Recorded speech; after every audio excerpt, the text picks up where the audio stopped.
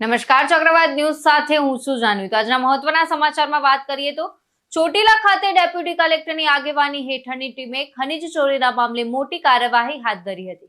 Royalty pass વગર overload રેતી અને ફાયર ફ્લેમ ભરેલા 7 ડમ્પરોને ઝડપી લઈને તંત્રએ ખનીજ ચોરી કરનારાઓમાં ફફડાટ ફેલાવ્યો હતો।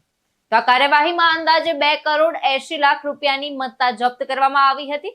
તો અમદાવાદ તરફ જતા અને થાનગઢ રોડ પર અવર જવર કરતા ડમ્પરોને તંત્ર દ્વારા તપાસ માટે બોલાવવામાં આવ્યા હતા। આ દરમિયાન રોયલ્ટી પાસ વગર ખનીજ લઈ જતા આ 7 ડમ્પરો ઝડપાયા હતા। તો વારંવાર તંત્ર દ્વારા ખનીજ ચોરી અટકાવવામાં તાકીદ કરવામાં આવી હોવા છતાં આવા ગેરકાયદેસર પ્રવૃત્તિઓ બેફામ રીતે ચાલી રહી હોવાનું બહાર આવ્યું છે। તો ઝડપાયેલા ડમ્પરો અને તેના માલિકો વિરુદ્ધ કડક કાર્યવાહી હાથ ધરવામાં આવી હતી। તો આ તમામ ડમ્પરોને ચોટીલા મામલતદાર કચેરી ખાતે ખસેડવામાં આવ્યા હતા, જ્યાં આગળની કાર્યવાહી શરૂ કરવામાં આવી છે। તો આ ઘટનાએ ખનીજ ચોરીના ગેરકાયદેસર ધંધામાં સંડોવાયેલા લોકોમાં ભયનો માહોલ સર્જ્યો છે। વિક્રમસિંહ જાડેજા સાથે ચક્રવાત ન્યૂઝ, ચોટીલા।